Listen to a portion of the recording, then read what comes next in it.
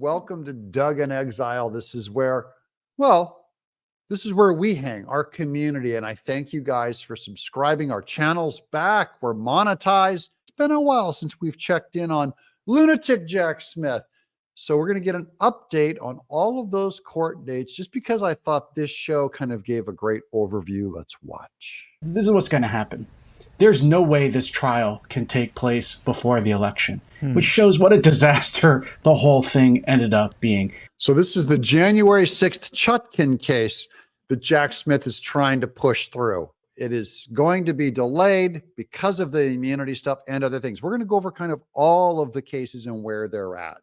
Remember, Jack Smith tried to get this trial up and running and done before the November election, but because they broke our constitutional norms to never try former presidents and not to try major candidates of the opposition party, Jack Smith, because of his aggressiveness and because of the lack of political control by President Biden and Harris and the Attorney General, he went off and triggered all of these basically constitutional explosions. So because of Jack Smith's overreach, ended up screwing up his own cases. I just want to emphasize that, because if you go to left-wing media, they're going to go, oh, it's all the bad guy Republicans did this, or Judge Aileen Cannon. No, it was Jack Smith overreach. That is too much confidence. They overplayed a weak hand. Here's another headline just to show you how bad it is.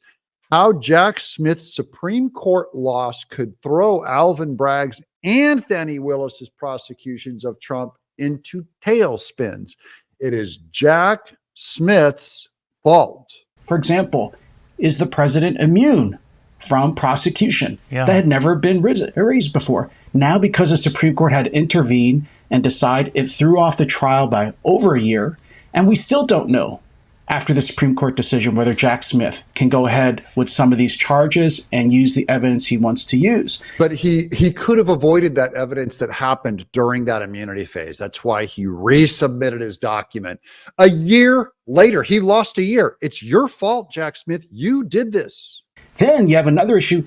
Is Jack Smith even constitutional? A judge in Florida, reading Justice Thomas's opinion in the immunity case, just held Jack Smith as unconstitutional. That hasn't even been raised and resolved in the Washington case about January 6th either. So that's another speed bump, that he shouldn't even have that job. Again, overreach by Department of Justice Merrick Garland in his appointment of Jack Smith, and did not have him go before Congress, didn't have him reviewed, okay, which usually means that you can't get prosecutorial powers. But maybe you'll say, fine, on a technicality, he can be there. Well, that's what causes delays. You don't take those risks. And Jack Smith took the risks. He got burned. That's why we're mocking poor Jack Smith. Everything he worked on failed. None of these cases went through, with the exception of one, the Juan Merchan one, which is also a ripoff, but that's for different reasons. The big ones that he went for, the ones that were the most sound, did not go through, so he failed. You have to fit. The judge here has to resolve all those issues first before any trial can go forward. And guess what? Trump gets the right to go to the Supreme Court again on both those two issues before a single juror sits down. So that's all the Washington stuff. It's all screwed up. It is not going to go through. Okay, the election will happen first. Is he going to actually sentence Trump, a nonviolent first-time offender in a nonviolent case, to jail time? I think he probably will, given everything he's done in this case before. And then I don't think this is likely, but he as a judge has the discretion to make Trump go to jail immediately while his case is pending appeal. So that's Juan Merchan. That's the only case that got ramrodded through unfairly and stuck on Trump. Now, but there's a catch. The sentencing. Remember, Alvin Bragg agreed it was too close to an election, and Juan Merchan complied.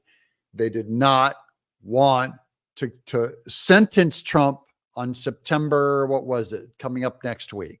So they decided to push it back. I believe it's going to get pushed back to like November after the election, November 18th, let's say. Well, Trump's going to go to jail if that happens, okay? But he will have already won the election. So, he can pardon himself or get out or whatever he has to do. Let them, or it can go up to the Supreme Court and they'll free him. Big deal. So even on that one, the only danger Trump has to worry about is if Kamala wins. If Kamala wins, he is going to prison. If Trump wins, by the way, the Democrats are going to still do their shenanigans. They're still going to try and overturn the election. They're going to deny the election results because they're accusing Trump of it. That's how you know they're actually going to do it. They always do what they accuse Trump of. Most of the time, you let the defendant out while he's pressing his legal rights on appeal, but a judge has the right to have the defendant sit in jail while his case is pending. I think that would be a disaster for the country and for our election. I don't think this judge will do it, but he has the power to do it.